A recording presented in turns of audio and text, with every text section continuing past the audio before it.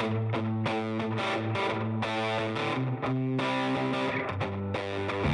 listening to the Cantina Cast, your home for thought-provoking Star Wars talk. Join Albert and Jonesy in breaking down the latest news, trailers, movies, and of course, your favorite characters from a galaxy far, far away.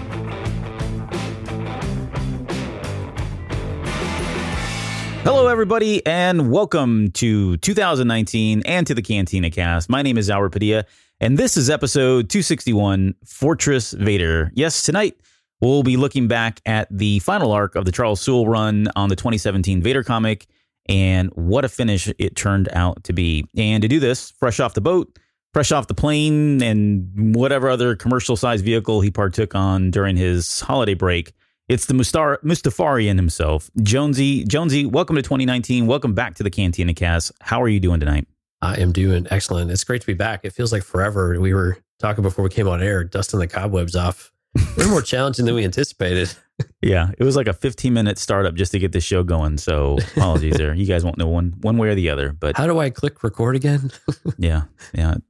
But yeah, welcome back. It's new year, new you. Same show, but it's exciting because we've got a lot of stuff. This is the year of Star Wars 2019, right? There's so much going on with the movies and the theme park and TV shows, and yeah, it's going to be a very Star Wars celebration. Should probably throw that in there as well. That little thing, TV shows, movie, man, it's going to be insane. Yeah, so good year, exciting. It's going to be a lot of fun. All right. Well, let's just jump into the news, and then we'll get into our main topic with the comic. You got on here. I wanted to say welcome back. And did you get any Star Wars gifts? I think that's a question to me. Did I get any? I got some Vader socks. Nice. Those are pretty sweet. I got some Stormtrooper socks. The weird thing about the Stormtrooper socks was there were 3 socks. So I got a Stormtrooper, I got a Clone Trooper, and I got it was a Stormtrooper, but from the New Order era. And I don't know if that was intentional. Like, 1, none of the socks are the same. And 2, there were only 3 in the package. That's very peculiar. So I asked my wife, is this from like one of those secondhand stores, where, it's got a third arm on it, but it's like really cheaply priced or something like that, like Ross or Marshall's. And now she's like, no, I got these online. So I was like, oh, dear, thank you so much. So I don't know what to do with this third sock. So if you are the owner of a pair of 3 socks and you're missing one of them, or I probably have your piece on this side over here. So, but honestly, apart from that, I didn't get a whole lot of Star Wars stuff this year, believe it or not. I got a lot of, oh wait, I take it back. I did pick up I got a SWOTOR, the Art of SWOTOR, as a Christmas gift. So Mike, it all comes together. Yeah. So I was pretty excited about that because it's one of those books I'd wanted for so long, and I honestly haven't had a chance to dive into it, but it looks really good. There's a lot of great concept art in there for that. But anyways, enough about me. What did you get for your Star Wars goodies this year? Again, kind of like you, not much, but the official Christmas gift I got was the Beyond the Armor for the Stormtrooper. It was a Stormtrooper Beyond the Armor, which is really cool. Seen that. It gives you like every Stormtrooper. I've had on my wish list for, I think, 2 years now. And I was very difficult to shop for this year, apparently. So I was happy to see that because I just like adding kind of like the art. It's kind of like an art book or a behind the scenes book. And those have been really enjoyable and a lot of fun. And then one that I got kind of for myself, but it was supposed to be here months ago, was the Sideshow Hot Toys Obi-Wan Kenobi 6 scale figure. If that's not a mouthful, I don't know what it is. But it was based off the Mythos figure that came out, I think, a few years ago that Mike actually has. And so I was really excited to get that one too. And I got it, I think, literally the day before we left for our cruise before Christmas. So it's still sitting in the box in my office, but I'm really excited to get that one too, because he's in this, it's still somewhat younger Obi-Wan, but he's on Tatooine and he's got all his gear and lightsabers hanging from his belt and all that good stuff. So it's really neat and fun. And it should make a nice addition to my collection there. I try not to buy too many things, but that was one that I was really excited about. And I pre-ordered it over a year ago, I think. Yeah, I was going to say, because I remember you had, you were on Discord at that, but at least at that point when you were sharing pictures of that. And I remember seeing it and thinking, wow, that's really cool looking. I'll never be able to afford it. And it's just shocking now, or maybe surprising, or maybe it's not, that it finally came in. So I think it was supposed to be in like September or maybe October, something like that. And then it finally, because they even delayed when they were going to charge me for it because it was behind schedule. But so anyway, I imagine it's because of the craftsmanship and that goes into it, that these things have such a long lead time or ship time, I guess. Huh? I don't know that you actually need to pre-order some of these for whatever reason, but they have such a great payment plan that you can spread these out, and it's not like layaway or something like that. It's just, it's not going to come out. And when it does, you're the first one to get it. And instead of paying, $200, $300 or $400 for one of these things, you're paying 40, 50, 60 at a time every once in a while. And that's a lot easier to stomach and to kind of handle on the old pocketbook. So I like that a lot. Sideshow's really got a great, deal going there, and they've got a ton of great stuff. We're not a sponsor or anything like that, but a ton of great stuff that I really like browsing their inventory quite often. I don't buy a lot, but I like to look at it. All right. Well, we'll look forward to those pictures. Maybe you can do an unboxing video or something, post that up there. There we go. Yeah. I'm hoping to get to it this weekend though. Cool. Galaxy's Edge is, I guess, our real big news topic, our first news topic, I should say. So, and there's been a couple things here recently since we've been gone over the last month, but we know the Galaxy's Edge is opening in Disneyland in June now, according to Bob Iger, although I think officially they said it's still slated for summer, with Disney World following sometime in the fall. Ticket prices are ridiculously high, I guess now. I've seen a lot of feedback, online and everything about that. And then we got our behind the scenes look. So I guess, what was the big standout? Because that Galaxy's Edge opening in Disneyland in June, that press release was really long, and I honestly didn't get a chance to read the whole thing.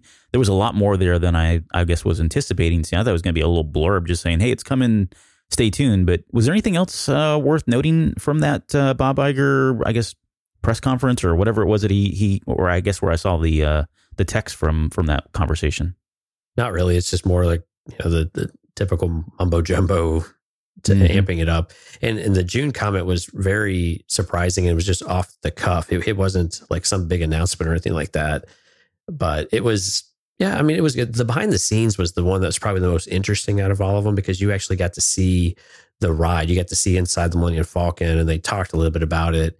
And it just gave you a little more, it starts getting the excitement going about what you can expect to see. The First Order ride, I'm still a little unclear what that experience is going to look like. But the one that really got everyone amped up, like you said, and this was in my office, I got hit from every angle about Disney ticket prices going up. And I'd heard about it, and I knew that they were more substantial. And right now this is limited to Disneyland. But my comment back to everybody, and I think some of them are upwards of 20% or something like that. So it is a big increase. But what most people who may not go to Disney or Disney World often is that they really increase these prices almost annually already.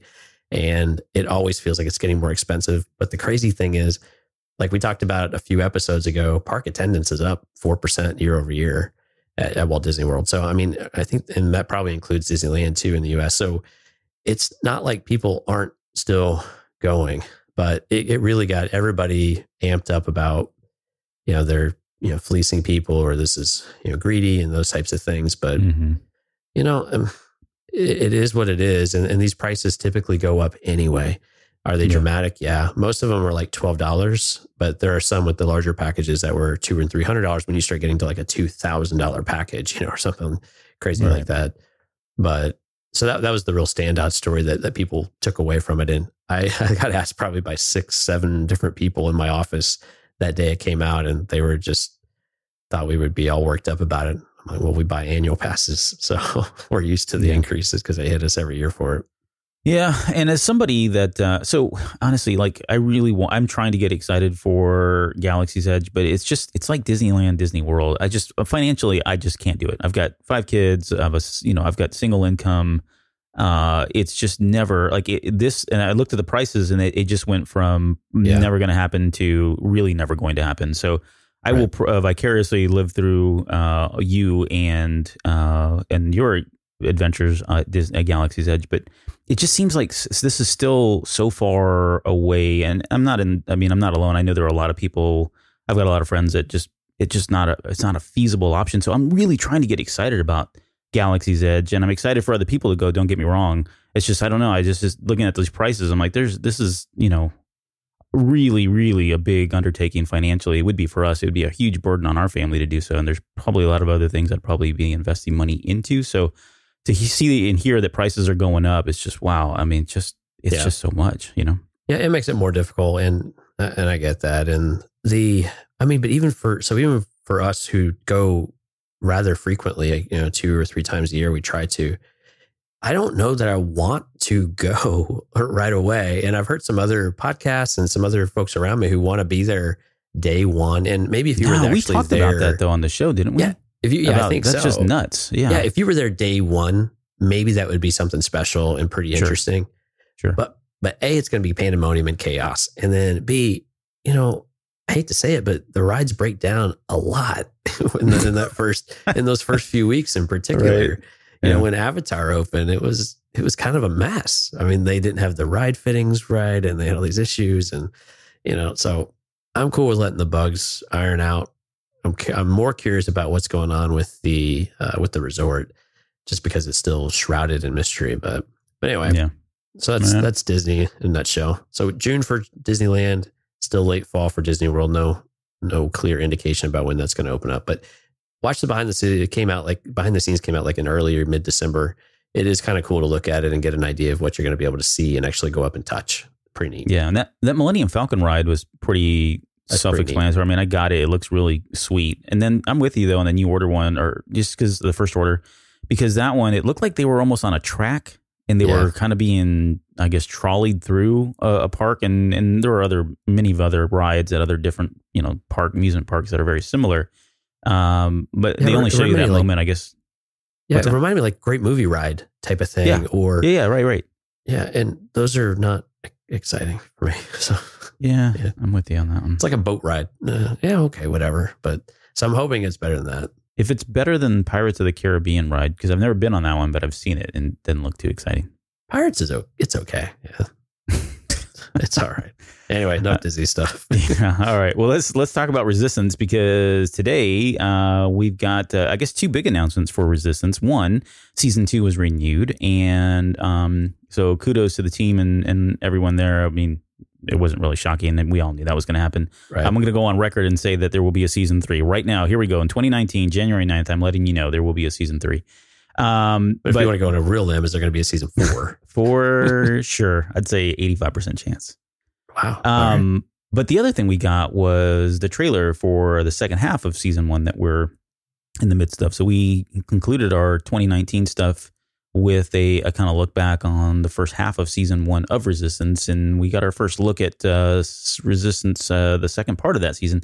Anything that stood out for me from that trailer, or anything you want to comment on with regards to the second season? It looks like it might get a little more intense and a lot more First Order interaction. So I'm excited to see how that continues to play out, but they didn't really give you a whole lot to work with yet. At least I didn't pick up on it. So, but again, this is where we'd expect to see the momentum starting to pick up, and it was a good trailer. But yeah, they start this weekend on January 13th, so we don't have to wait very long. Yeah, anything catch your eye? Maybe just the tone of Kaz a little bit. He seemed like he was more sober, and we kind of threw that out as one of our obvious predictions that at some point this is going to have to, all the fun and festive stuff that we've seen so far in the first season is about to go away, because the First Order is about to step in. The Hazian Prime system is about to go. And when that happens, those guys are going to get thrust into a war. And as such, we would expect to see, still have the same vibe, still have the same feel, the fun and all that's probably not going to go away. But I think it is going to take a different shade and kind of to what we spoke about in that recap episode that we did last year. But you kind of got shades of that a little bit, I think, with the characters. If not verbally, you could see it on their faces, and they just look like they had aged a little bit just in that short period of time, which you would expect should they be thrust into a war. Yeah, I hope we get more of that, and we have something to really be excited about, because Celebration has announced that some of the voice actors are going to be there for presumably interviews and pictures and panels. So it would be great to hear more about those characters if we get something, meatier, a little more I'm going to use the word mature. I don't really mean it as like it's an immature show, but as the characters, again, yeah, like you said, build that experience, start to have more serious situations they've got to contend with. Be interested to see their takes on those characters if that really does come about. I know we're getting kind of short on time here with regards to the news, but we had Entertainment Weekly was talking about Mandalorian debuting in 2019. I think that was kind of we already assumed or knew that to some extent. Yeah, Breznican was basically laying out what everything that was coming Star Wars related in 2019, and Mandalorian timing wise, or if that just means they're just both on the same service. So, clearly they'll be next to each other in the queue, but it was a little bit of confirmation that we will see it this year now. And then finally, the big news of the night. So we jumped onto SWTOR, Star Wars: The Old Republic, and this segment this particular news piece is probably going to get edited right out by Mike. But nonetheless, this is just a quick, if you guys are on Satil Shan server in SWTOR, if you're still playing that game, we're on there as the Cantina Cast as the guild. It's myself, Jonesy. You got Bad Gamer Crowley from Bad Gamers Anonymous on there, Jason from Bad Gamers Anonymous. We've got Imperial Moonwalker, who is one of our social media folks. So anyways, we got a bunch of folks that are part of the Irglu Media Network. Yeah, Joe's on there as well. Yep, Joe. And unfortunately, we're still waiting for Mike's return to the game. So, but if you guys want to jump in, if you're on there, say hello to us, send us a personal message, whatever. We'd love to hear from you. So, I don't know. Maybe we'll turn that into a Twitch thing once we get our feet under us. But it was just a quick impromptu idea that we had to, let's just jump back in and see what things are like after 6 years. And I think we've had a pretty good time just socially anyways. The game is pretty much still the same game for the most part, but it's been a lot of fun. So anyways, that's all we're going to plug. We give it a pretty hard time in our chat sessions. And I still kind of like the story. It's kind of still, fun and interesting. So I know that some are critical of that, but it's kind of fun. It's been fun. All right. I just don't have time for MMOs anymore. We got families now. It's a different story when we were single. I know. But, all right. Well, let us now venture over into our main topic of the night. This is the Fortress Vader comic. And this is something that we had previewed. We kind of teased it'd be coming here in 2019. And we just thought we'd get the year off on the right foot, so to speak. So we are going to tackle this last arc called Fortress Vader. And again, this is coming back from the 2017 Vader comic. Charles Soule is the primary writer. And then Giuseppe and Kamenkoli, I guess we'll get a little bit later to some of the fallen Jedi that the Jedi that still lived after Order 66, but whose name is very similar to Kamenkoli. But I think we went over some of the other artists as well. So like Cam Smith is the inker, along with Danielle Orlandini. We've got the colorist letter. We'll put this stuff in the show notes. There's a lot of people that are involved, but really this is wrapping up a 25 arc run that started back in 2017. We covered the very first arc of this last year towards the end of the year. And the series really just kind of picks up right after Vader becomes Vader in Revenge of the Sith. And this particular arc that we'll be talking about tonight is the final arc that ends with issue 25. I think it ran from issues 19 to 25. So you've got about 6 issues total in there. So let's just start. I guess we'll kind of start in 19. We're gonna kind of go through this chronologically in terms of how the issues were laid out, but we're really not going to hit every single plot point or character or anything like that. We definitely want to hit on some really big things or some more significant or interesting components of it, and then we'll definitely spend some time on issue 25, which, if you have been following news feeds or any of that stuff as of mid-December, you know that this garnered a number of discussions and topics and debates. So without further ado, let's just kind of pick up, because really this starts with we're picking up here with the Inquisitorius, which is the Inquisitors. At this point in the comic, at this point in the lore, the Emperor has gone out and he's gotten all these fallen Jedi. He's put them together. He's put them under the tutelage of Darth Vader and under his training. And their whole lot in life is really to go out, much like we saw in Star Wars Rebels. They're going around and just eradicating whatever Jedi were able to kind of slip through the cracks. And with the Inquisitors, it was kind of neat because we got more of the backstory that I wasn't anticipating that we would get in particularly ever again, really. But it was interesting to see that there were a number of these folks, a lot more fallen Jedi, I guess, than I had expected. Did that strike anything for you in terms of like how many of these guys were out there, given what we knew? I couldn't quite. Well, that went to the Inquisitors, you mean? Yeah. Yeah, I haven't been able to quite determine how I feel about it yet, because it makes sense that you had others in the order that were unhappy or dissatisfied with how things were going.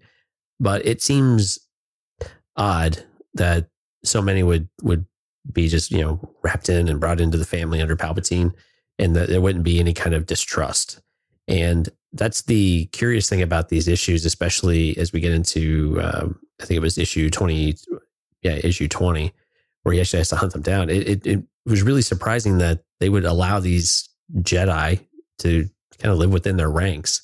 I mean, I know that Anakin was one himself, but it still just surprised me that they would be okay with that type of, I don't know, atmosphere. It seems like you would start to eat away at your very core evil Sith values. Yeah, the one thing that I have in my notes here is that this kind of makes sense, right? You know that after Order 66, there was, a number of Jedi that survived, and, who was going to do that? It wasn't going to be stormtroopers, and so it was going to, he was going to have to go out and enlist the help of some folks. There's probably maybe there's a cool story, maybe there's not, but there's definitely a story around where Palpatine found these folks, how he enticed them to, join up, sign up, whatever. And we get a little bit of that in this particular series through all 25 issues of them, but without a whole lot of detail in terms of, that recruitment process. But I think it did help the Inquisitors. And I mean, we get to see the main Inquisitor throughout this series as well, the one that we would come to know as the Grand Inquisitor that we would see later in Star Wars Rebels.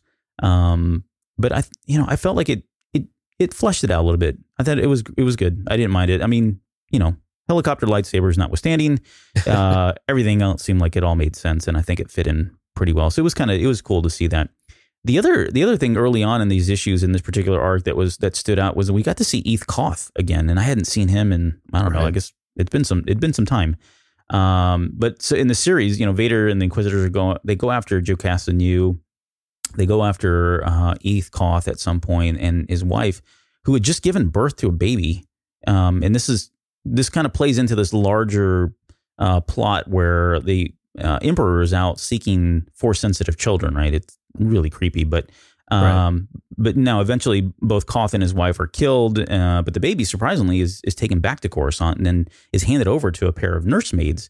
And that's the last we know of this Force-sensitive child. Which I thought was interesting because this was issue 25 was the last one, and we almost kind of get a definitive. We get a lot of definitives, I think, at the very end, or at least one big one, I should say. But it almost seems like there could be something here with the baby. I don't know. It felt like out of place that Sewell threw this in right at the very end. But do you got any weird theories as to why they, one, kept the baby, and two, what would become of her? Well, it makes sense because Palpatine, to my points earlier, bringing having fallen Jedi be part of your Inquisitorius makes less sense than raising your own, group or cultivating your own power base and infusing your belief system in them from a very young age. So much like with the clones, right? They were developed and they were trained from birth for a singular purpose. Palpatine now has that ability to do that with Jedi offspring and with Force sensitive kids and that type of, those types of things. So I think that makes more sense than bringing in people who already have opinions about how the Force works and about what their place is and about what their agendas are. And so that makes a lot more sense for me than the other one does longer term. The other one satisfies your needs shorter term, but this is a much longer play. And I believe this kind of goes back to Legends too, because I think in Legends we had some of this too, where they wanted to have younger. Now they didn't have many of them, but they would go and steal. I mean, and this is kind of the other side of how the Jedi operated, right? Where they would take, not steal, but they would take children and babies, infants from their families so that they could be raised in the temple. So really a lot of parallels with how the Jedi operate with just variations of how it actually works.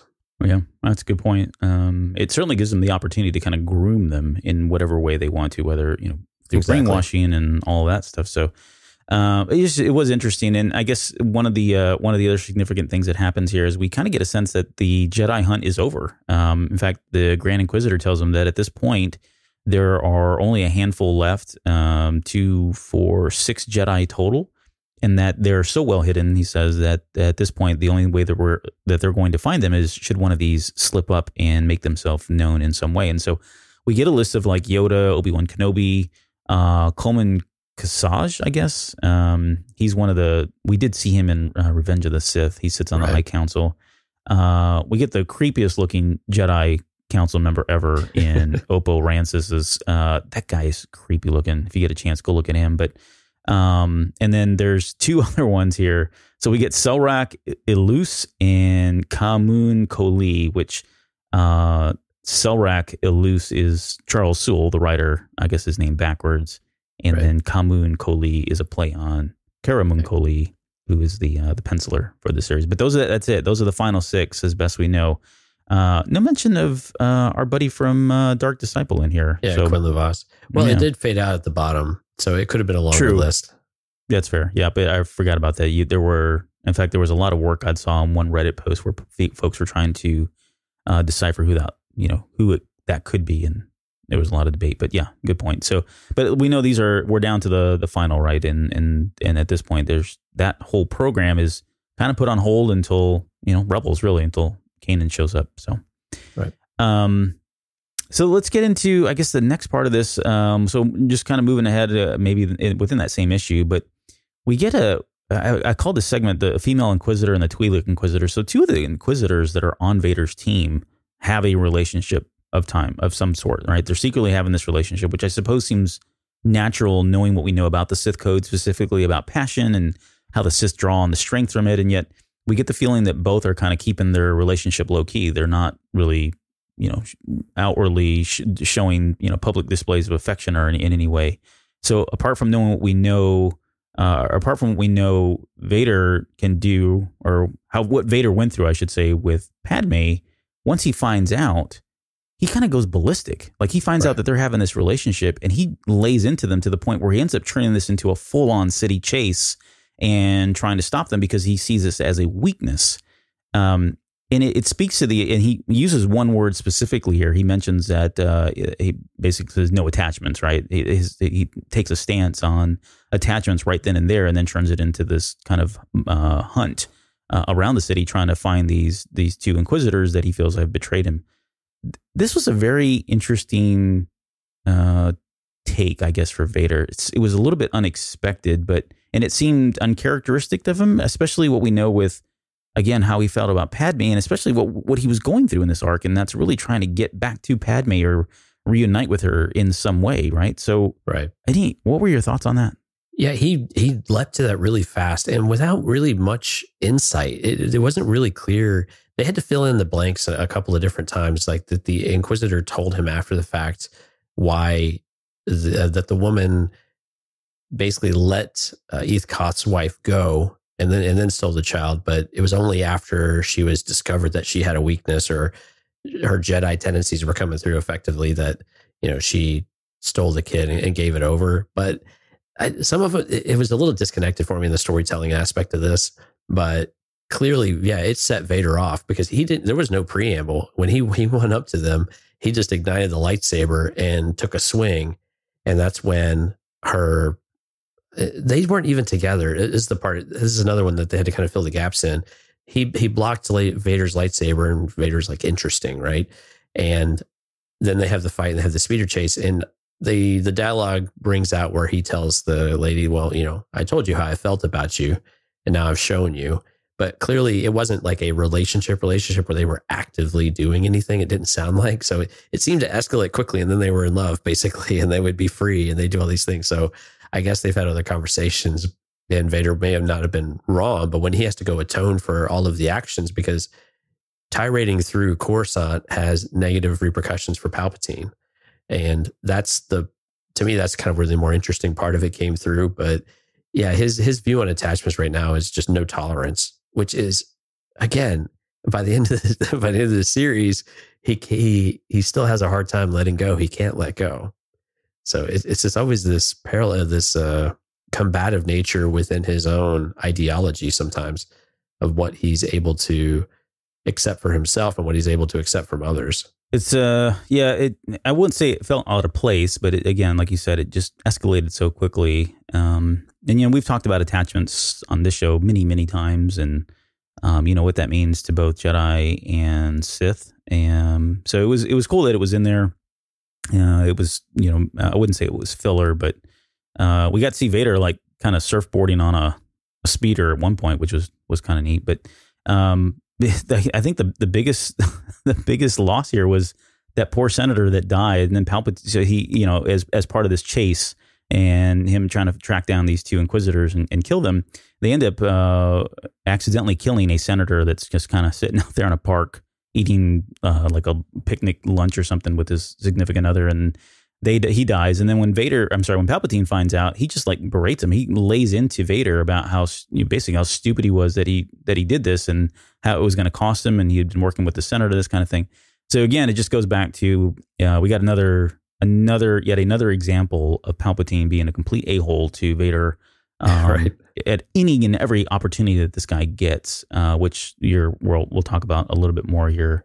Right, and before we move on from the Inquisitors, I think what we see throughout this series with Vader is his brutality coming through. And when he does finally when he finally catches the couple, he turns them towards each other and makes them impale each other. Mm-hmm. I mean, it was just really, really brutal. And I mean, we hadn't seen some of like that nature of Vader, or really any of the characters, where we had this just sick way of punishing people. And yet we see it a handful of times in this comic book series.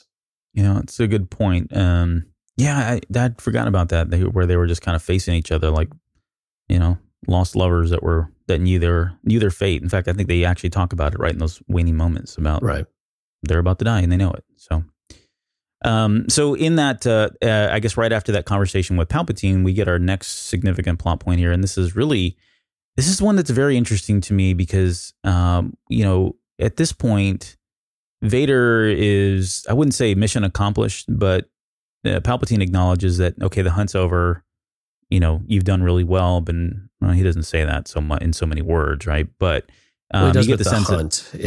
With the hunt part of it, he is. Other things, with the maybe hunt, not so much. Yeah, I mean, he's done a good job of exterminating the remaining Jedi, and certainly I think he feels pretty happy with the Inquisitorius program on as a whole. And I guess as a reward, if you will, he basically propositions Vader to kind of pick up a home world. Right? You need your own place to live. Where do you want to be? And he even goes so far as to offer Naboo. Right? He says Coruscant's off guard or off limits. You can't take that. That's my place. This is where I've set up shop. But how about Naboo? And Vader politely turns that down. And he comes up with the idea that he wants to go to Mustafar, that's where he wants his home planet to be. That's where he wants to be able to delve deeper into the dark side and kind of rest. And this eventually what gets to to Vader's fortress.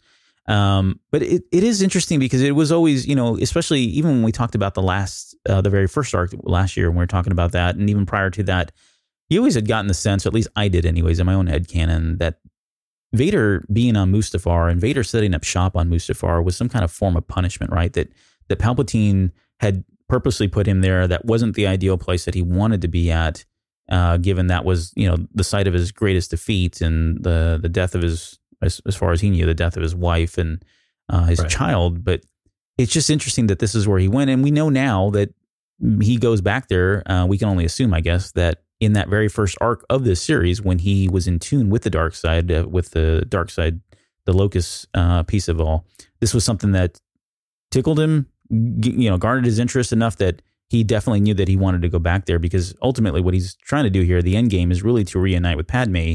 And he's kind of looking at Mustafar as being that one catalyst, the one thing, the one component that'll help him get there. So, we have Palpatine getting very suspicious about what's going on too, because he really wanted Vader to go to Alderaan and bring Bail Organa and them into line, because they were getting a little too bold and things were going off the rail, and Vader outright refused.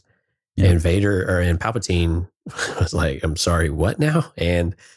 But as he started to go through it, Palpatine was like, "Oh yeah, we need to hone your skills. You want to do this? But then when he said Mustafar, he got very curious. And I don't know what you thought about what we saw on the page, but I don't know if it was confusion or if it was concern from Palpatine about what he might learn. And when Vader started to explain a little bit, about the dark side locus, about what he felt when he bled the crystal, maybe it turned into understanding from Palpatine. But did you get an impression there that Palpatine was concerned at all, or was it just he was curious and didn't know if Anakin / Vader could actually put all the pieces together for something such as that? Yeah, I think it was a combination of concern. I would imagine somebody like Palpatine is always concerned that, someone like Vader could. I mean, I think he was well aware of the fact that Vader was well aware of the fact that at some point he was going along, and if an opportunity should arise to kind of overpower or overtake him, provided he learned all the secrets and everything he needed to get, reunite with Padme, I think there was that distrust was always there between them. So I think I saw that as a bit of concern on his part. But then I think his wheels got spinning here in terms of something that we're going to talk about a little bit later with Momin and the mask. I think he saw that. Maybe he started thinking about the opportunity that could maybe possibly exist with finding a replacement for Vader, because we know that's something that he's been trying to find a better replacement ever since he got his limbs severed off by Obi-Wan Kenobi. So I think there was probably bits and pieces of both in there, I guess, is kind of how I interpreted that part. Right. I mean, we see Palpatine get on board with it too, and there's this really creepy image of him in there. I think this is more in issue 21. The issues. What's cool about these comics, we talked about this before, both times that we've touched on the Vader comics, is that each issue really does flow well into the next issue, to where you really have a very seamless arc, even if you have clear cut stories between each issue. So as we get into 21, they're doing some flashbacks into the conversation that they did not show in issue 20. And there was this moment where you have a really creepy image of Palpatine, where he has this moment of understanding, moment of enlightenment. And he's like, "Yes, you're truly a perfect Sith Lord, a perfect Sith Lord Vader. You let nothing go. You will learn a great deal. And after all, your power is my power." And I think that's the ultimate part there, is that he believes that Vader will ultimately always be subservient, so that it does benefit him in the long run, especially if this is a truly potentially powerful dark side, place to, do whatever it is that there does needs to be learned, especially if it comes to resurrection and things that are really unnatural, if you will. So this is all still in the same issue here. So after they've kind of landed on the fact, no pun intended, but they landed on the fact that he wants Mustafar as kind of his home planet, so to speak, or at least where he wants to set up there. Palpatine goes and gives him a second gift, and this is kind of sick, but he gives him Padme's old ship, the Naboo, that silver Naboo ship that I forget the model now at this point, but yep. Nubian. And it's seen better days, right? I mean, you see it, and it's not as lustrous as we saw it in the movie. It's old and weathered and that kind of thing. And there's these droids, and they're out there trying to clean it up right there. And I think one of the droids says it's going to be a few days or whatever before we'll have it, but we'll have a tip-top shape here soon. And Vader destroys these droids immediately and preserves that look. He intentionally wants it to look like this, and we're going to get into how far he goes with this in just a minute. But it is another, you got to question, you have to question Palpatine's intentions here. Why would he give him Padme's ship to send him on, en route to the planet where she died? Does that seem weird to you, or does it just, maybe it doesn't seem weird. Maybe it's just par for course with Sidious. But again, it just seems pretty sick, a complete a-hole that he would, give this is the ship that he decides that he's going to gift him. The latter is absolutely true, but I think it's this constant prodding and stoking that fire that makes sure that he is. And again, I think this, in Palpatine's eyes, I think this is really trying to help Vader embrace who he is, but also in a way create this laser focus that he can channel this on command. It's just always there. It's always brimming at the surface. And Palpatine, I don't think he's not all that worried about Vader, but if he's the one that he hates or he makes Vader hate himself or whatever it is, that's okay. He's all right with that. He always wants him challenging himself and learning and doing things that continue to embrace the dark side and break the will of who he used to be. And these are just little tests to see if he's going to continue to do that and make that progress forward and see how he's going to behave and see how he's going to react. Yeah. And so from here, then this is where it just gets kind of, it's just evil. But so they get in the ship, they head out to Mustafar. He's got a crew. I think he's taken along the Emperor's personal interior designer. Architect, yeah. Architect, I guess is a better word. And her assistant. Yep. And a very small crew, at least based on what we see in the comic. It could be a lot. But, they head out to Mustafar. And as they're coming in, they don't have the shields aren't up. And so Vader's flying this thing. And immediately the crew is like freaking out because they're entering into orbit and the ship is starting to burn up. Vader doesn't turn the shields on. He's entering in. This thing starts getting, it turns into a flaming hot Cheeto. They're coming in. What's that? There will be pain. There will be pain, right? That's what he tells the architect. I mean, he's blunt about it. He tells him exactly what's happening.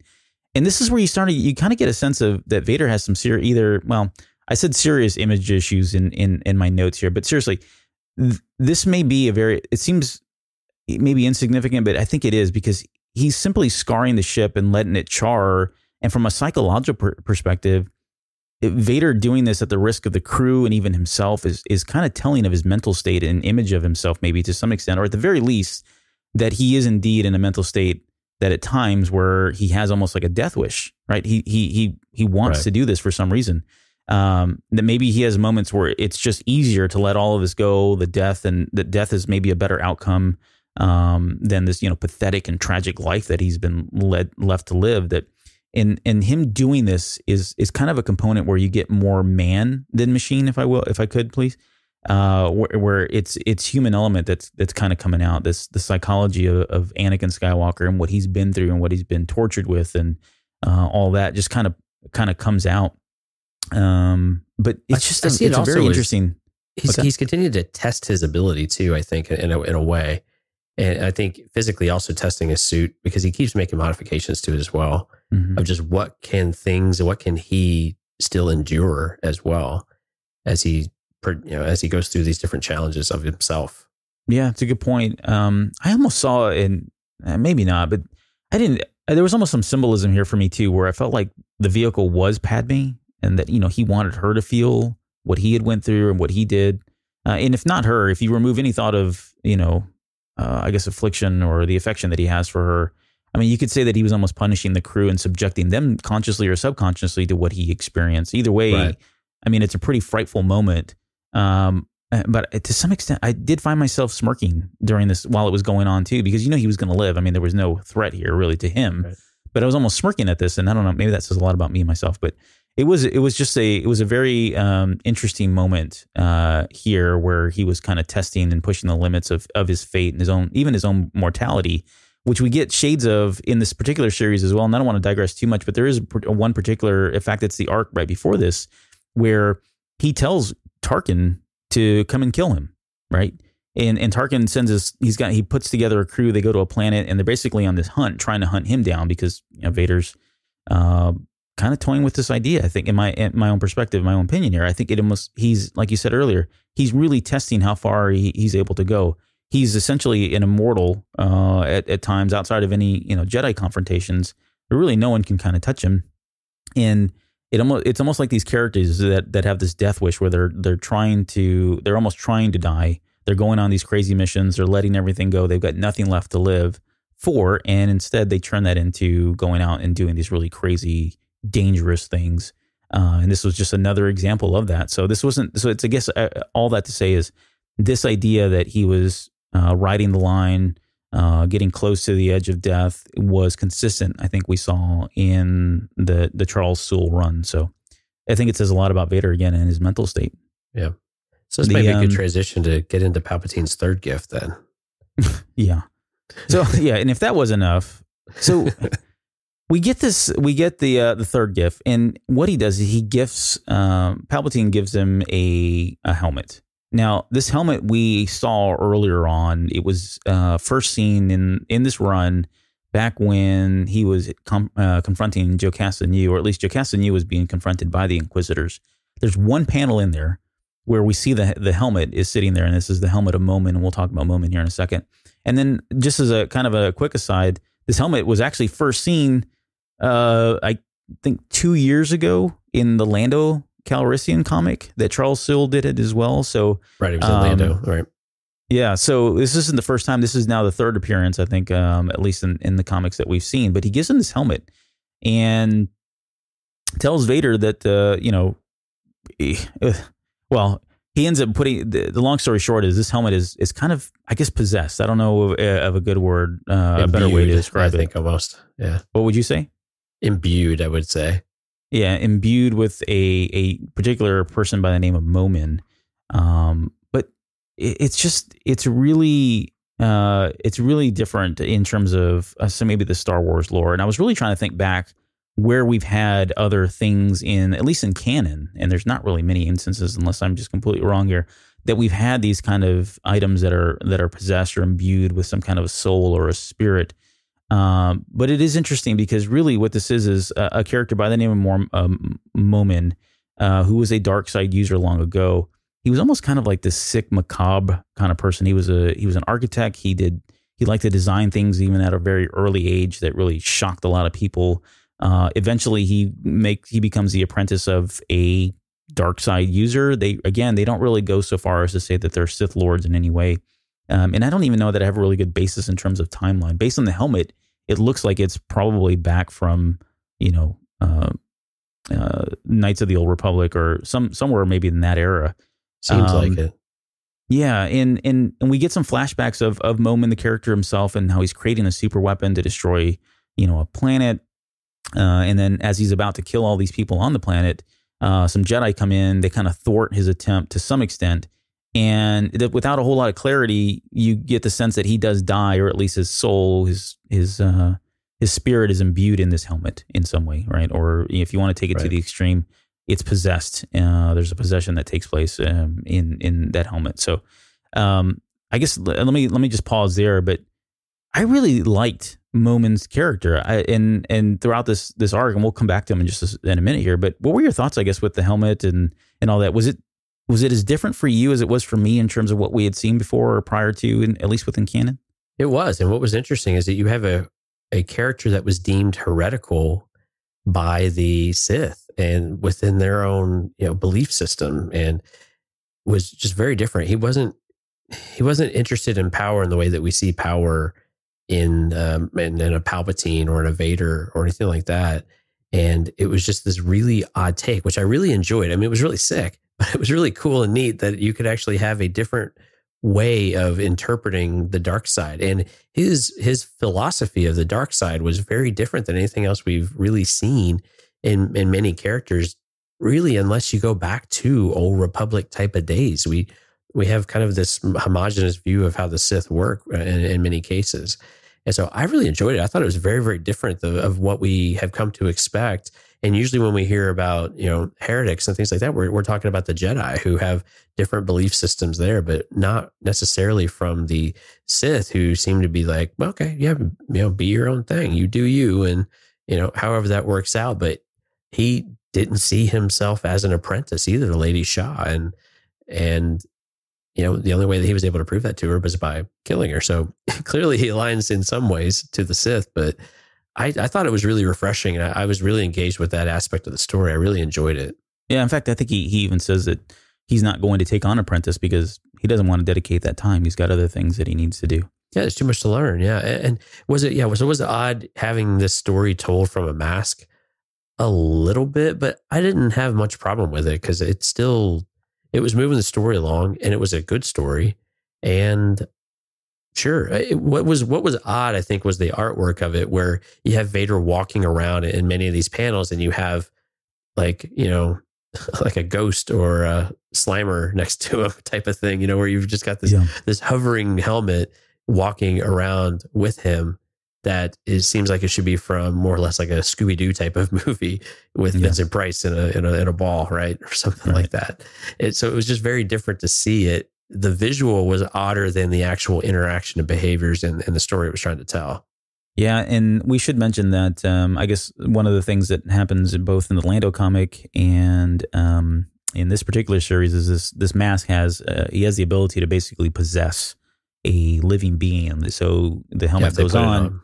Right. Yeah, and he can kind of just take over that body, and that becomes his body temporarily or I guess for however long he wants. And that's how he's able to kind of help, walk around too as well and communicate with Vader and that kind of thing. So, I did find this particularly interesting. I enjoyed the character. It would be really cool to see more of his backstory. I guess maybe I don't know if we'll ever get that, but it is interesting that Soule threw that in there in the Lando comic, and he's on record as saying that he'd always wanted to come back and kind of tell some more about Momin. And it seems like it fit right into this particular arc here. This is the one thing that I think that this kind of did as well for when it came out was it started up some debates about whether or not the Sith could have Force ghosts and that sort of thing. I guess my stance officially is I still don't believe the Sith are able to have Force ghosts, but I think if we're going to have a Force ghost, this is about as close as we're going to get, where someone was able to kind of live beyond the mortal life, albeit be stuck to or imbued within a helmet itself. But again, this was a freak accident too, and like every good superhero story starts with. So why shouldn't it work for the villains as well? Where he was channeling so much power and the interruption with the great engine. So he was trying to, like he said, paralyze a world that when the purest of emotion, which he believed were pain and fear, right when the realization that people had no way out and they were going to suffer and they were going to die, at that moment of realization, he had his great engine, and with pouring into the Force was going to freeze that moment in time. So it would always be preserved and people could witness it and see it, and they would feel it in the Force all the time, because the Force was the only thing worth presenting art to at this point with his belief system. So that's what he was trying to do, was trying to just resonate in time, this one moment. And when it was disrupted, everything went chaotic and exploded. And whatever he was doing is how this scenario played out, of where he was able to actually, he was already wearing the helmet, to where it actually, sapped him into that. And I guess his spirit or his body was in another dimension type of deal, whatever that looks like. Yeah. And just speaking of that I guess that ultimate weapon that he had created, or I forget the term he used. Great engine, I think was all the he great kept calling engine. It. Yeah. Did you get a sense that city planet that he was attacking was Mustafar? Not at that time, until it was the realization when he takes on the first form with Vader and says, I'm still on Mustafar. And it was like, oh, okay. This makes a lot more sense why Mustafar is a complete disaster. Yeah. They don't explicitly say that. And there's one other line as well, and maybe it's in that same, on that same page, or even in that same panel, but he kind of just quickly tells Vader, hey, did you know that Mustafar once wasn't like this? Right. And Vader just kind of ignores it. He just doesn't even acknowledge that comment, and it's just dropped. But those two things, and then the imagery that they were kind of, I got the sense that this was Mustafar a long time ago, that this was the planet that he had been destroyed.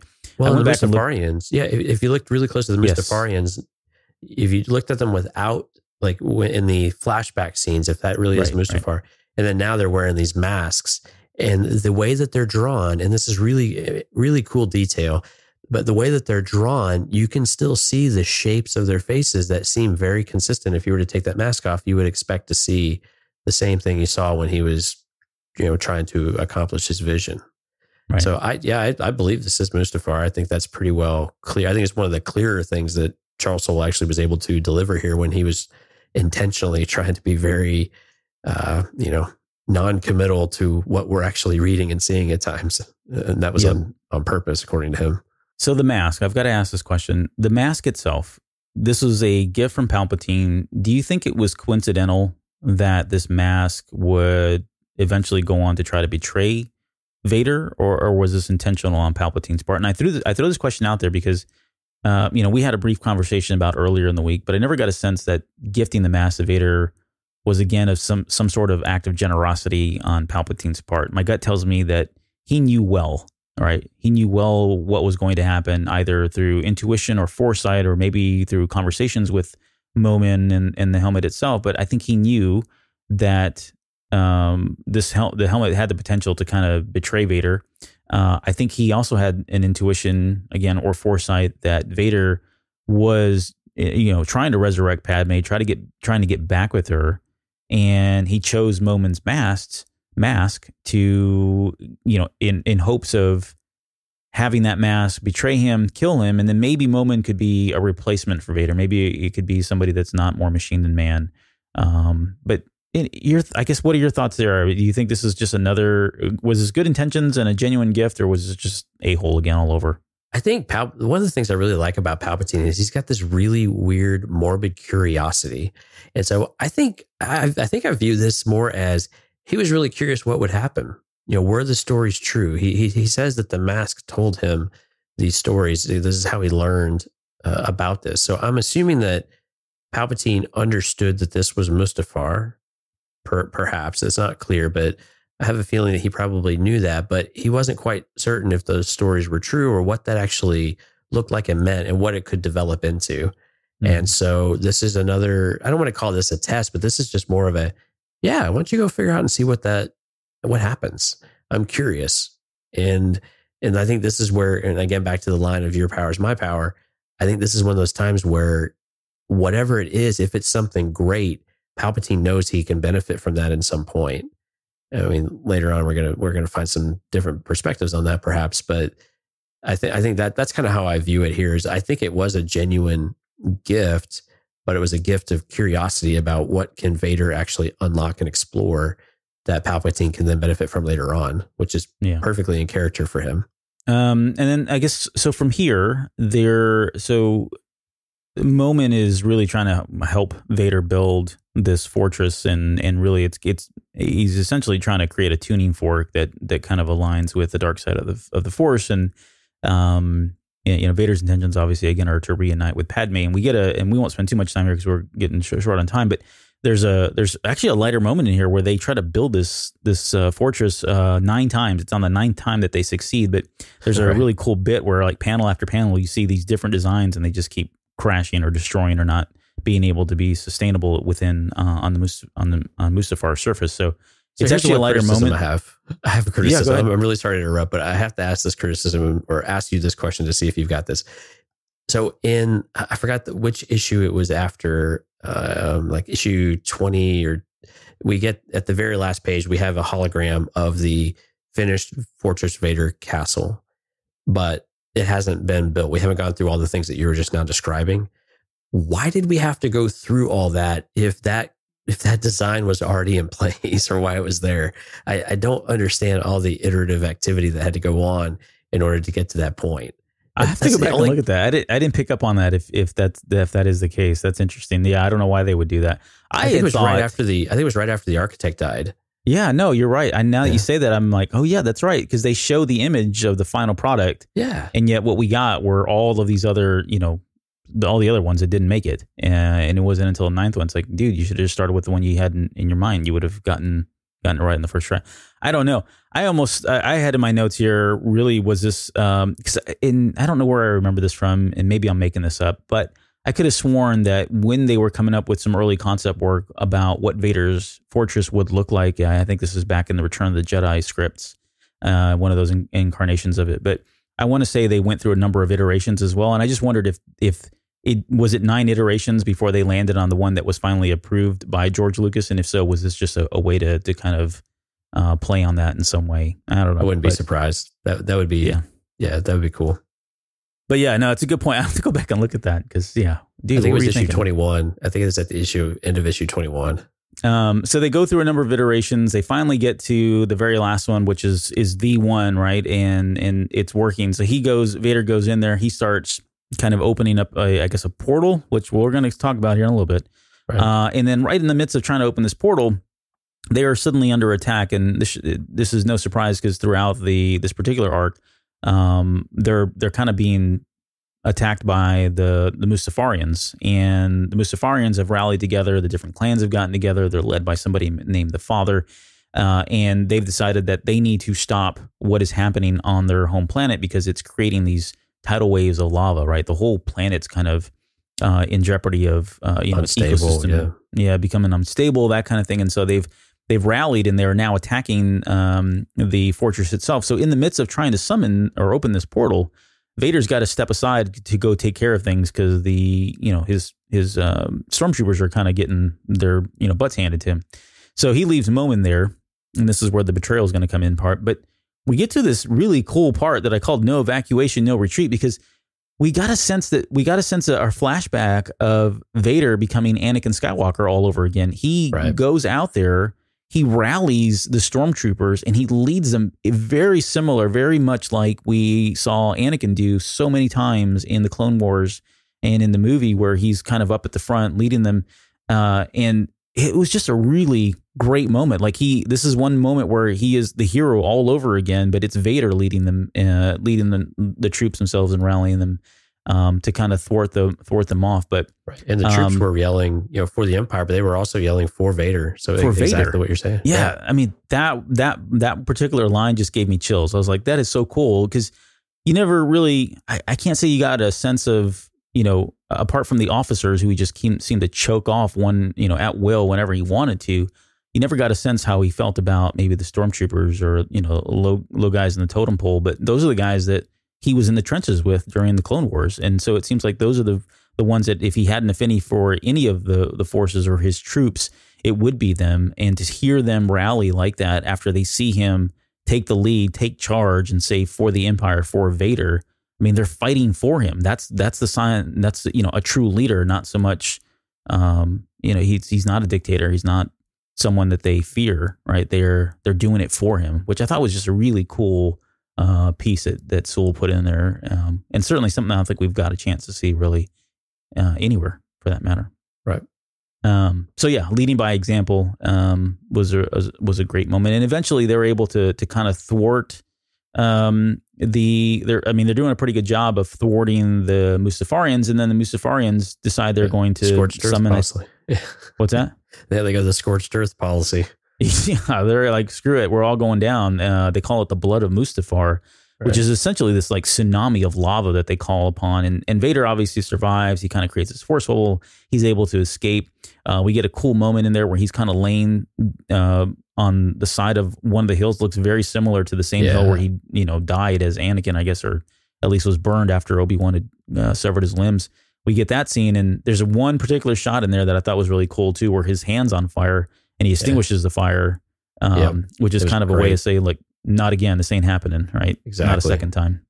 And to kind of have the last word, he heads back into the temple. He's able to use the power of the fortress and the Force Locust, and without a whole lot of explanation again, he's basically summons lightning from the sky, I guess, that wipes out all of the Mustafarians and kind of puts an end to that particular battle. So any final thoughts before we move on to Momin? Because we're going to pick up right there. But on this, this whole segment, I think we kind of jumped through it, but there's some really great artwork here as well during all of this battle. Yeah, the battles with Vader and throughout this arc are fantastic. So it's worth a read just to go through and see the action sequences with him, and you really do get a much more active Vader than we've seen in the movies and even some of the TV. So it's worth going back there. And you're right, the panels that mimic Revenge of the Sith really are well done, and the squelching of the fire, really, really enjoyed that part. Yeah, there's some nice little touches there where if you're not paying attention, you kind of go right over. They do such a great job of borrowing content and references back and forth. And this is what makes comics so amazing, but also so frustrating at the same time, because I don't catch them all. Yeah. So he heads back in and comes to find out that Momin has all along had this plot where he was able to, open up the portal and reunite himself, I guess, his spirit. So wherever this has gone to, and we'll talk about that here, wherever this portal is, wherever this existence is, that's where Momin's spirit has been all along. And so he's able, his physical body and maybe his spiritual body are able to reunite. And so when Vader comes back in, or goes back over to the portal area, he sees Momin standing there, and Momin is ready to basically take him on. Right, he's going to fight him, and they get into this this kind of lightsaber battle, back and forth. And really, well, I should say there's one line in there where he says "Hello me," this says "Hello me," so he's talking to himself, he being Momin. And I jokingly said today that was Megadeth's what's that? Sweating song. Bullets by Megadeth. Yeah. Because if you listen to the lyrics, it's exactly what's going on in the scene. But anyways, they get into a big battle. And I think one of the battles, okay. I mean, there's not a whole lot there. It's pretty brutal in terms of how Vader eventually wins and kills him. But one of the interesting things that I thought about this particular battle is in the midst of while they're fighting, there's some great dialogue that's going back and forth. But you almost get, and you mentioned that you touched on it earlier, but here we get a definitive view of, a definitive view for Momin in terms of what the dark side. So many of the dark side users that we've talked about on this show and in Star Wars lore tend to see the Force as a tool, right? Something that they can bend the will of and use to their best ability or to their advantage. And here's Momin, who's got a different view on it. He almost feels like by serving the Force is going to reward him, right? It's almost like a cosmic kind of Force view in terms of, and again, you said it earlier, but it's very different, I guess, than what we've seen with the Sith. And ultimately, once he loses, Vader kind of makes fun of that, like basically saying, "Hey, if you were a follower of the Force, and you obviously didn't live or whatever." So he ends up crushing him with this huge block of, I don't remember what it was, but Vader ends up winning this fight.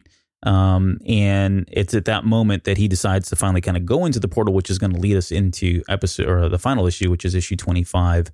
But before we do, any thoughts on Momin, reuniting with his body, what that could possibly mean, the fight, and certainly, his view on Momin's view on the dark side of the Force.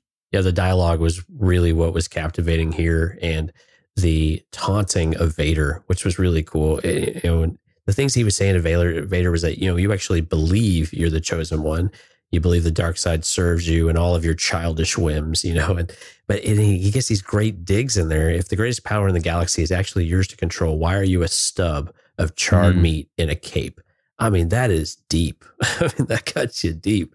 And then he adds on, he's like, even more, if you had that power, wouldn't your wife be alive? And so, and then he goes into, we serve the dark side. And what's really cool is that that's actually a reference back to some of the comments that he made in issue 22. And so when he's talking about it, he talks about that he learned a great lesson. And this is really what feeds directly into that. So he says the dark side is sacred, but it is also hungry. It burns like a flame, an inferno. It must be fed always. It seeks fuel. If you do not feed it, then it will feed on you. And that is very much his perspective of this, where it's this service to the dark side, if you will, that feeding of the dark side rather than just constantly pulling from it. Because if you're constantly drawing from it, in the end, it's really drawing from you. And we've talked about this a little bit before with how Legends did it when like Luke would draw on the dark side and use Force Lightning and it would age him and things like that. And I view this as still an extension of that. And the way that he's thinking about it kind of makes sense to me. And I liked that he was doing it. But what was really amusing at the end of the day was that Vader basically caught him monologuing, to quote The Incredibles. Right. So he catches a monologue and he crushes him with this stone. And, Momin is sitting here continually taunting, saying, "I'm alive because the Force wills it," basically. He says the dark side loves me is what he says. You're right. Yeah. I mean, he has got this really high opinion of himself. Right. I am Momin, basically. And Vader basically just, he crushes him and he's like, well, if it's meant to be, then you'll survive. And of course he doesn't. And then he comes back as Vader steps through the portal. My destiny is my own, which again is the theme we keep seeing from Vader, continuing through this series of, he is who he is. And this journey that he's on, he just keeps embracing that he doesn't serve anybody. Yeah, and this is so in that particular, this is issue 24. At the very end, at that moment, we get him kind of walking, or at least about to walk into this portal, and we'll talk about that now. So we're gonna pick right up here on the beginning of issue 25 because it kind of really starts, for lack of a better term, it starts with a bang. He's trying to go in through this portal, and the minute he does, his physical body kind of falls to the floor. And I don't think we've really mentioned this, but throughout this particular series, there are moments where Vader is kind of at peace, or at least he's introspecting and alone. And the way it's depicted artistically is he's kind of like this black and red charred kind of a character, with the exception of the limbs that were severed, and those are kind of blue in color. It's a very unique. Yeah, opaque is a good word for that. It's a very unique look for Vader. And so, again, you see this throughout whenever he's meditating in his chambers, thinking about things, that sort of thing. So it's really cool that in this moment, as he's about to go into the portal, his physical body falls to the floor, and we get this particular image again, this view of him, this avatar of him that we've seen throughout the series already, that suddenly takes a journey. And so just kind of, there are a number of elephants in the room with this particular issue. But one of the things I want to talk about was there was a lot of debate about this particular portal, right? And whether or not this was a world between worlds, specifically, because it's just something that we had just come off of with Rebels. That obviously got a lot of discussion. But am I right in saying, I could have sworn maybe it was in the more recent Charles Soule interview, but didn't he kind of debunk that and say it really wasn't a world between worlds? Right. It's hard to explain it. It's almost like the opposite of it, to where it's more, I think what we were seeing throughout this, through this series, what was really cool about this is there was no original dialogue for this sequence. But it was more of like, this is almost like, this is your life and this is the path. And it was already kind of defined. It was telling him what was, more so than what was possible, or presenting you things that you could actually reach into and make a difference on. And because every decision that he made, every flashback or every interaction he had, especially when we get to Padme, the decision was already made. And as we get through, it just continued to show him that his path was already decided. He had no choice. So, I don't want to spoil it too much, but I mean, it was just already there. Yeah. So very different than what Ezra saw in World Between Worlds. Right. And I would say, just to kind of piggyback off that, I think one key difference between the World Between Worlds and this, whatever this is, Ezra physically was able to kind of travel into the World Between Worlds, right? He was there, he was able to kind of reach out and, good point. Yeah. Physically touch things and stuff. And so that way, and Palpatine was able to reach in there, and he was able to physically manifest whatever the force power, I don't remember if it was lightning or whatever he was trying to, attack Ezra and Ahsoka with, when they were in the portal. So to me, that was very different because, again, this is not Vader's physical body. This is his spirit, I guess, or some kind of essence, if you will, that's kind of traversing through all of this and seeing it. This World Between Worlds, or this portal that we're talking about here in this particular, it's very different too. It's very similar, maybe akin to like, Yoda's vision that we saw in the Clone Wars, or maybe, you could even call it something similar to Anakin's vision that he had on Mortis, right? In the well of the dark side or whatever. There's that one. You could even go so far as to say it's similar to like Luke's vision, or maybe even Rey's vision, where it's a combination of things, like you said, things that have already happened, maybe from a different perspective or a different view. In this particular one, which we'll talk about in just a minute, there's some visions of things that are to come.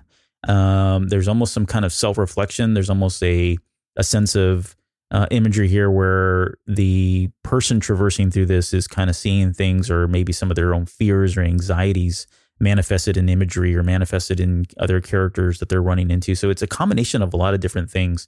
Similar, I guess, to the World Between Worlds, but again, there's not a physical aspect to it. So, anyways, he ends up starting kind of going on this journey, and really in the first couple of panels, he is going through his life essentially, right? And what he comes up on immediately is his conception, I guess his birth. He sees Shmi Skywalker standing there. She's already pregnant, and we get to, I guess, one of the first big elephants in the room that I mentioned, where there's an image here where you've got Sidious standing behind her.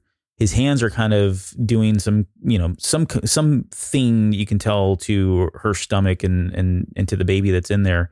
And there was a lot of controversy about this, about whether or not this was a retelling of the Legends lore in how Anakin was conceived, or was this, was Sidious really influenced the midichlorians in some way? Was he the one that was creating the chosen one? I mean, I'm kind of throwing out things that I'd seen and read. Right.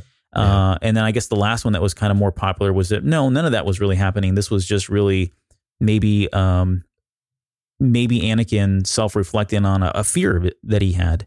If you think back to the opera scene in Revenge of the Sith, there is a scene, there's in the moment in there where he's talking about creating life, and Sidious looks over at him right in that moment. You could almost make the argument that there was a seed of doubt that was planted right then and there about whether or not Anakin felt like Sidious was his father. And maybe this is a depiction of that anxiety, of that fear that maybe he did have it, even though that's not necessarily what happened, that maybe this was just, again, Anakin's looking at it and kind of seeing that, and it's manifested in this particular image or view. So I know that's a lot. I'm going long with here, but it's difficult to tell. Yeah, it's difficult to tell what's real and what's not.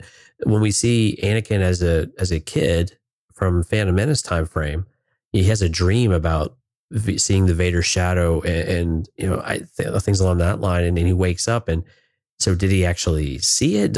Were those events actually happen? Did they happen? Or was that just this potentially manifesting of doubts and insecurities about what Vader has about his past and about the potential influential factors on it and his suspicions?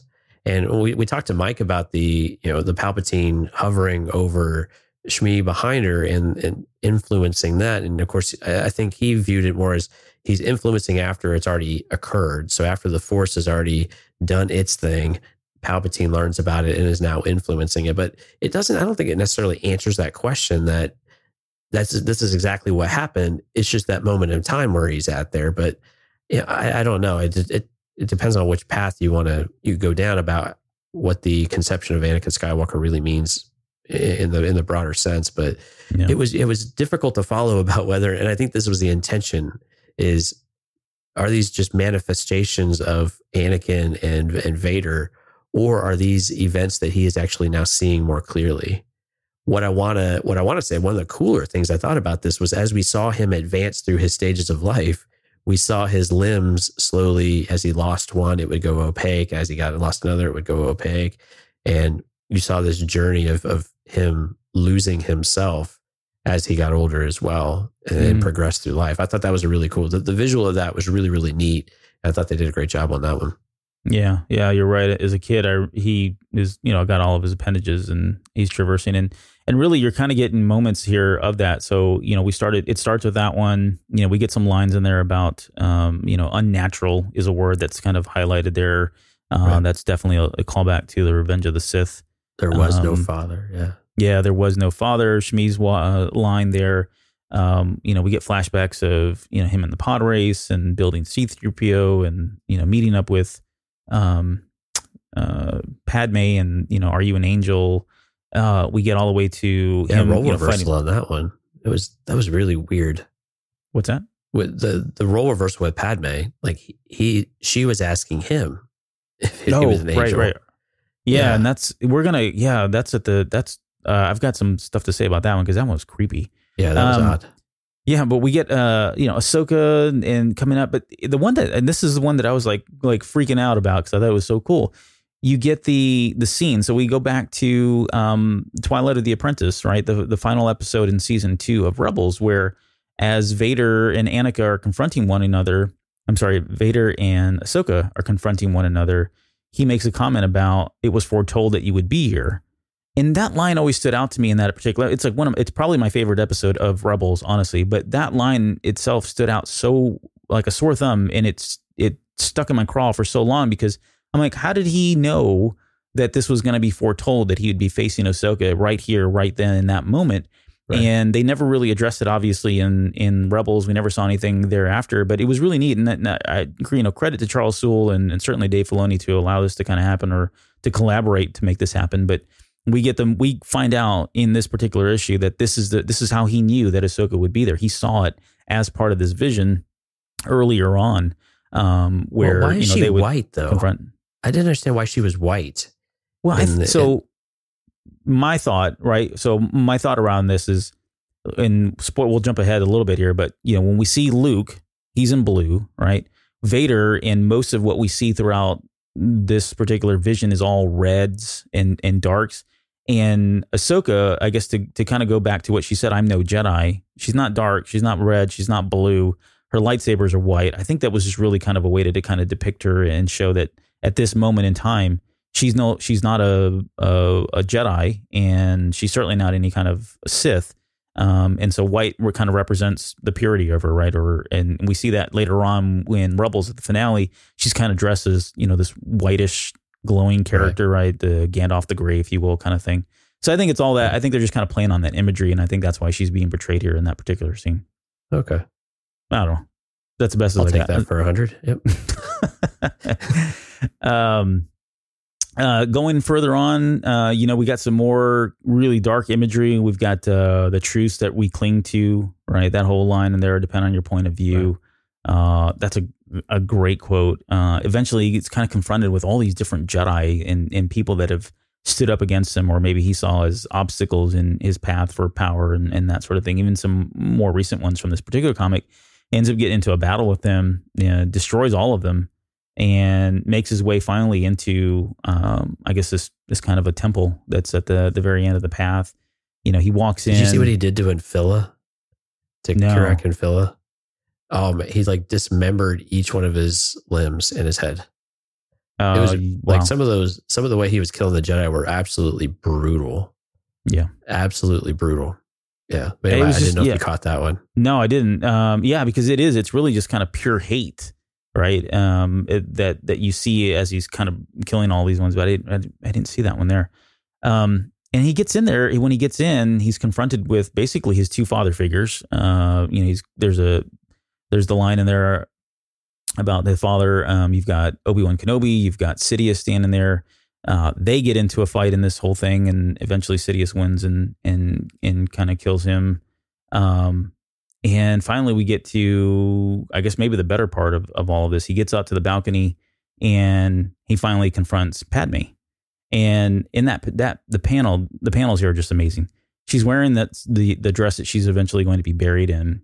You can't see her face, and immediately his essence, the blue, whatever, how he's looked throughout the comic suddenly changes. He's suddenly now Anakin Skywalker, as we saw him at the end of Revenge of the Sith.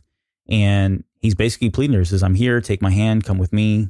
I can save you. I can save us both. She didn't say anything until she finally says, are you an angel? And this is that role reversal you were talking about, where she's now talking to him. And then she goes on to kind of finish that quote saying that, the most beautiful creatures in the universe.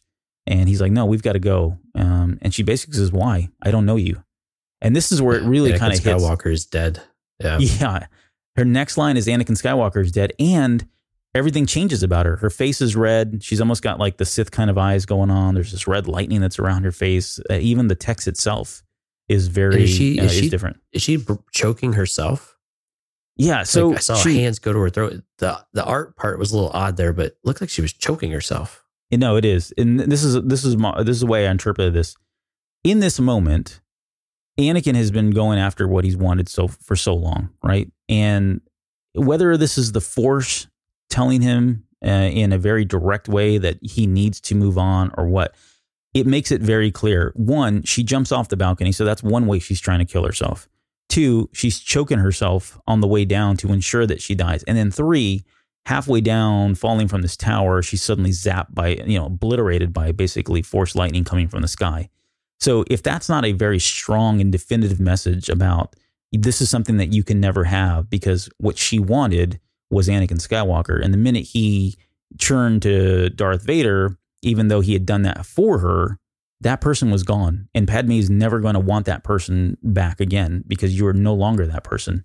That's, I think, the message that was at least trying to be conveyed here to Vader. And there's a reason for it, which I'm kind of jumping ahead, but I kind of saw this is what Vader needed to see. This is what he needed to hear. This is what he needed to feel so that he could move on with his life and become what he needed to become in order to fulfill the prophecy of the Chosen One.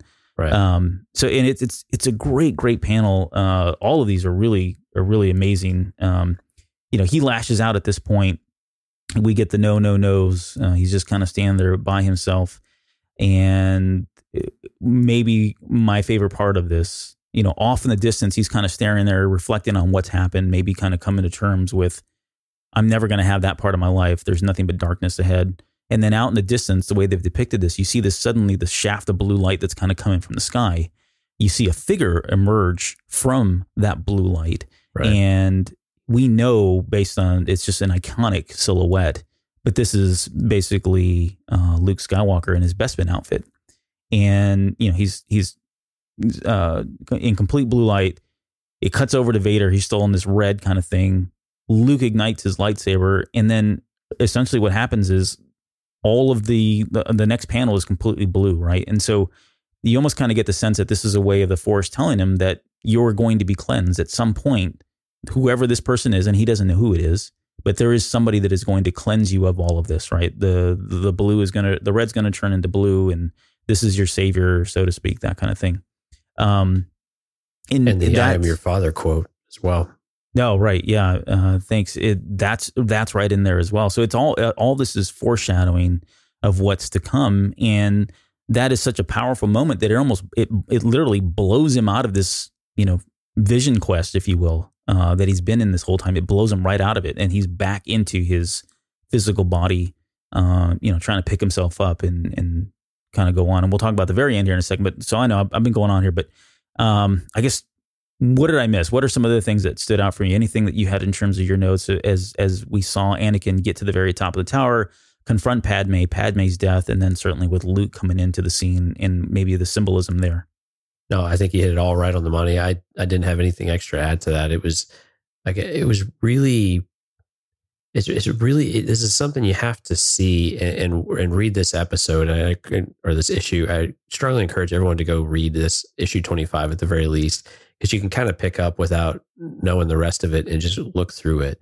Just the visualization of all of this and taking you on that journey with very little dialogue and with really no original dialogue is just really, really powerful. And it still tells this really interesting, odd, take of it. And there's a lot of interpretation. And this was all absolutely intentional by the writers of the story. They wanted to present it in a way that made it feel like you were getting some answers, but really you got none.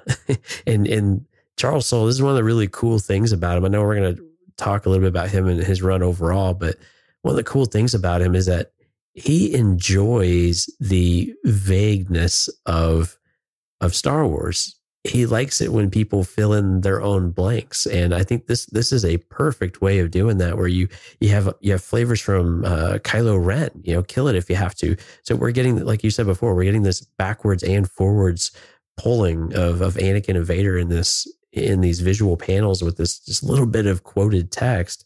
And you have so much room for interpretation about how you want it to go and how you want it to take it. And again, what I kept coming back to is that things are already decided, but like you said, the Force is telling him there's still more out there, but you have to pick a path now. You have to set yourself forward.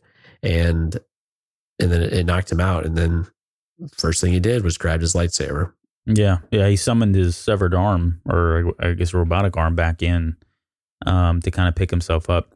I guess one other, as you were talking there, it just reminded me, the way it ends here, in the vision itself, you talked about it a little bit, but going back to the imagery, you could rip out all of the dialogue and I think you could still tell the story. I think the art is that good and the imagery is that good that if you pulled all of the quotes out and pulled all the dialogue out, I think it still tells a very powerful story, a very different story, maybe to some extent, but that's how strong the visuals are in this particular issue. It's amazing. And you don't need the dialogue in there, which is kind of cool and says a lot about it. Yeah, I agree completely. Yeah. And so we get essentially what's happened now is you've got Vader reborn yet again, right? And this just seemed, again, a reoccurring theme with Vader reinventing himself, recreating himself in both, a physical and mental, spiritual kind of way. But he's basically a different person. He's gone through the hero's journey yet again and has gone through a yet again transformation. He ends up heading back over to meet up with Palpatine, and when he gets there, there's some dialogue going back and forth, and he's talking about, he's talking to Vader. I'm sorry, talking to Palpatine over a hologram, and Palpatine asks him, "Did you find what you were looking for? Did you get what you needed out of this?" And he says, "Yes." And basically, that's how it ends. It ends on the word "yes," and that's significant because, and I didn't pick up on this, and this is not credit to me because I'm not that intuitive. But there, in one of the interviews that we had with Charles Soule, he mentions that this was a very intentional line that he put in the very last panel of this particular comic, and the very last word that's uttered by Vader is "yes." And if you go back to the very first comic of this series, the very first word that's uttered is "no." Right. So those are the bookends. I mean, it seems very simple, but those little bookends I think is just really cool, and it speaks a lot to how much thought went into this by Charles Soule to kind of put this little, this final arc together and kind of really tie it all together and give us something that I don't think anybody really was expecting. We had heard shades that Fortress Vader was going to be significant, and there would be some more meatier, I guess, things in terms of the arc itself, and overall it maybe even impacting the saga. But I don't think I did not expect this from issue 25. So when you think about him destroying the portal, and then basically telling Palpatine, "Yes, I learned what I did," and then he crushed the communicator and effectively cut off communication. So what are you taking from Vader at that moment in time about what's rolling around in his head? He's destroyed the portal that had a lot of it potentially had information and potential power for Palpatine. So why does he destroy it? And he's going to keep it for Palpatine, but where's his head at now? For this if you were to continue the series, what does that actually look like? Yeah, that's a really good question. And I'm going to, I'll answer it and then counter with another question, because it's something I think I don't know if we're talking about the same thing, but it touches on another thought I had about all of this too. I think at that moment, he's accepted his destiny at this point, right? He no longer, that part of his life is gone. I think he's accepted that. He's reflected on it. He understands. He's received that message loud and clear that is no more. I shouldn't be looking at that. I don't need to chase that. That's a part of me that's now dead, long gone. From this point on, all I have left is the dark side. All I have is my loyalty to, my master and the Empire. The question that I have, though, is why is he willing to accept that destiny? Is it because he truly feels like that part's dead and gone and it can never come back? Or is it because he saw Luke Skywalker? Right. Think about this. If you knew that at some point, and then you've got to believe that in some way he comprehends what's about to happen or what could happen, right? But for the sake of argument, let's say he does, and he understands that at some point this person, figure, whoever it is going to save him or redeem him in some way, is going to allow him to fulfill the prophecy of the Chosen One and bring balance to the Force, destroy the Sith, right? If he does believe that, is he now on a path of, I can do whatever I need to, say whatever I want to, be as evil as I want to, because I'm going to have this blue parachute that's going to bail me out at some point? Is he just saying, screw it, I'm going all in on this dark side thing, I'm going to enjoy the ride, and I know that somewhere down the road, I'm going to get bailed out by this mysterious figure, so I'm going to just enjoy this while I can? That's the part that I don't know. I don't know if he was able to see that much into it, or it really was just as simple as, this was the final chapter. He's able to move on. He's learned the lesson. He understands the message that he was trying to receive, and now he's become a different person. The other thing I'm curious about is with the dialogue that we saw, is he hearing the voice to go with it? And so when he heard, "I am your father," did he hear his voice with that? To where he actually was able to, one of the first times he's actually making that connection that there might be another Skywalker out there. So that was something I was kind of thinking through. Yeah, because if he can hear the voice and he hears that it's his, and if he believes that, then yeah, there's something else out there, and I think that can still continue, because we see this even in the original trilogy, right? So he still has this power that he wants to share with Luke to control, and he's still very much the kid that we saw in Revenge of the Sith. that wants to remake the galaxy in his own way. And so his path is the path of what everyone should follow, more or less. Yeah. Right. So, but anyway, I thought about that a little bit of, is he actually putting that together? Does he believe it? Does he believe the vision that he saw or that he heard? Is he able to quantify? Because one of the things that Momin tells him is that for your very sanity, you have to prepare yourself for what you're going to experience, what you're going to see. Now, we don't know if Momin was playing him. He was to an extent, but this is pretty trippy stuff in some regard, right? So what is actually real and what's not real? And I mean, we're having this debate now, so I can imagine what Vader was actually, processing as he takes it all in and then tries to reconcile it when he steps out of it or when he gets blown out of it. All right. Well, any final thoughts either on Fortress Vader or I guess Soul's Run overall? I think we've probably said a lot already, but anything else you want to add? I love it. I mean, I'm a huge fan of Charles Soule after reading what we've read and some of the others that he's been a part of. And again, like I said earlier this episode, what I've said in the last couple that we've done the comics, these books flow together. The issues do, the arcs, they feel the storytelling of them is very solid, it's very good, but they just flow so well.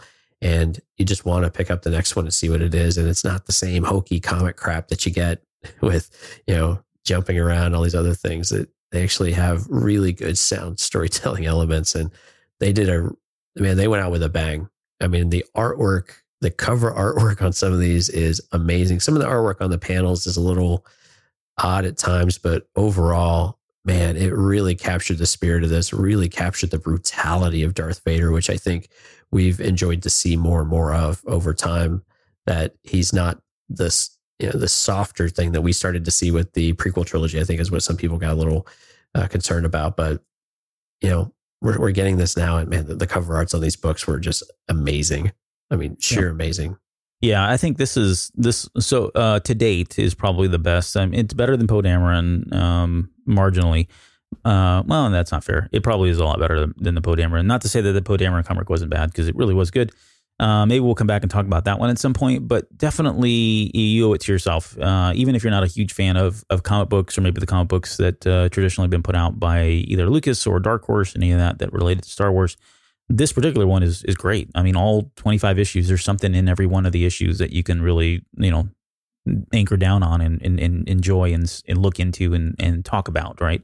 There never felt like there were throwaway type stories here throughout all 25 issues. And then if you don't want to dive into all of those, maybe you owe it to yourself at least to read this particular arc, because it's head and shoulders above most of the other stuff that's out there. So hats off to the creative team and to Charles Soule and the work that they've done with the Vader comic. So we will, we'll probably come, this is a reoccurring thing now, I guess a regular thing for us. So we'll probably come back. Maybe we'll tackle some of the stories that we didn't, that kind of fit in between that first arc and the last one. Or maybe just some of the other Star Wars comics in general as well. So we'll have to see where we go with it. But before we go, we've got a couple things that we kind of want to plug from the network side. So Earglue Media is the network that we are a part of. We've got a number of shows on there. I guess by the time this airs, just a few days later, you guys will be able to hear Jonesy and I all over again on a podcast. We are going in to record The Basement. It's the final part of Chapter 6. The Basement's a Ready Player One podcast, and we're going to be talking George Lucas. So something probably very familiar for all of you that are listening to the Cantina Cast. But we're going to talk about Van Halen. We're going to talk about Battle of the Planets. We'll talk about Space Giants and a whole bunch of other stuff. So we've got that show coming out. If you're a big Masters of the Universe fan, Mike and Jonesy and a couple other folks have done an outstanding job so far on the Manny Faces of Masters of the Universe, which is a He-Man podcast where they're kind of taking episodes and characters and dissecting all of those. And it's a lot of fun. You guys have got to listen to it. How many of those have you done? You've done a number of them now, if not all of them, yeah? Right. Including the pilot, we've released 6 episodes, and we're going to get back in the booth right here in the next couple of weeks. I think you've got one coming up with one of your favorite characters. Oh, yeah. I'm going to be talking about Faker, which is the stupidest He-Man character that's ever been created. So you're going to fake interest to that entire episode. I've got a bunch of fake notes and fake opinions all ready to go for Mike. So we'll see how that plays out. But I think we got another 5 or 6, I think, to complete the first season. And then the second season, he's starting to rumor that it's going to be much bigger than what we've got now. So a lot of great characters, a lot of great content. I've even been reading the comic books, like the most recent ones. And man, they're good. They're really good. I'm all in on it. I'll take your word for it. It's it's a lot of fun. So encourage people to go check it out. We've been having a great time with it. It's lighthearted. It's kind of in the spirit of the Cantina cast a little bit. So if you have any interest in He-Man, you grew up with it, maybe go get a listen. It's a lot of fun. Yeah. Also, as part of the network, you can find Bad Gamers Anonymous. So this is Crowley, Joe, and Jason, who put out a very consistent show week after week talking about video games, stuff that they're playing, things that they hate, and news on the industry and trends. And it's mostly Crowley just complaining about a lot of stuff, but it's so much fun. It's one of those shows that I do look forward to every time it comes out. And they most recently had a live show, which we did via Discord, if I got that right. They did the Crowleys, which was kind of like their awards show. Yeah, they were making fun of award shows and did making fun. Yeah. So if you're a fan of, it was our first dip into a live broadcast. So we were kind of testing to see where it goes, and maybe something we'll explore across the network in general. Yeah, it was a pretty fun show. You guys did it live, and then just maybe a day, if not sooner, that was released out to listen to as well. So, certainly if you're a fan of bow ties and Joe's body, take a look at Bad Gamers Anonymous in that page. So, and then we've got some Patreon news coming soon. Do you want to just kind of tease that one out a little bit? Yeah, we're renovating our Patreon for real this time. So we've talked a lot about this and getting more consistent, doing more content. So Albert and I are working hard to really come up with a great strategy, and we're going to give you guys some more details on those here in the coming weeks. So stay tuned. If you're a Patreon, thank you for all your support. We do appreciate it. And if you're looking for additional content, stay tuned, and we will give you an idea about what that's going to look like very soon. Yeah, it's coming. And then finally, the very last thing I promise is shout outs. I think you had a shout out for one of our younger listeners. Yeah, one of our younger. This is Ryan. He's in Cyprus. Want to thank him for listening. He could probably run this show better than both of us put together. super into Star Wars, and he loves the dissections and the psychology episodes in particular. But anyway, I wanted to tell him thanks for listening. We appreciate it, bub. All right. With that, we will be back next week. We are going to put together we're doing the what if. So we kind of threw this question out there, and we've collected a lot of feedback from some of the listeners as well as some of the folks in our Discord server. But we're going to take some hypothetical scenarios and maybe kind of talk through what, the outcomes may be of those and some of the ramifications if things didn't go the way they did in the Star Wars universe. So we'll do that. That's going to be quite a bit of fun. And then after that, we may be diving into the Mortis trilogy. So we'll finally kind of sink our teeth into that one. We definitely want to do it justice. So we're going to get a little bit of time leadway into kind of bringing that to you guys as well, but expect to see some things around Mortis very soon. An hour and 40 minutes into it, and Mike just woke up. As soon as you talk Mortis, right. He perked up. Oh, really, guys? Okay. Yeah. We may have to go knock on his door and see if he's willing to come on, because that is pretty close to his heart. Twist his arm. Yeah. All right. Anything before we go? That's it. We appreciate it, everyone. Good to see you. Happy 2019. Happy 2019. It's going to be a good year. Thanks for being here. We'll see you guys next week.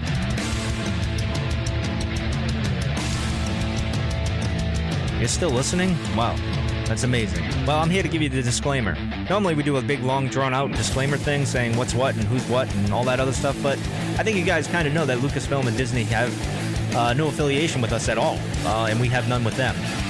We talk about Star Wars, which is their property and all that other good, fun stuff, but I think you can tell which is our stuff and which is their stuff. If you can't, well, then send a lawyer to send an email to me, and I'll be glad to chat with them. Other than that, you know what's what, so that's your disclaimer.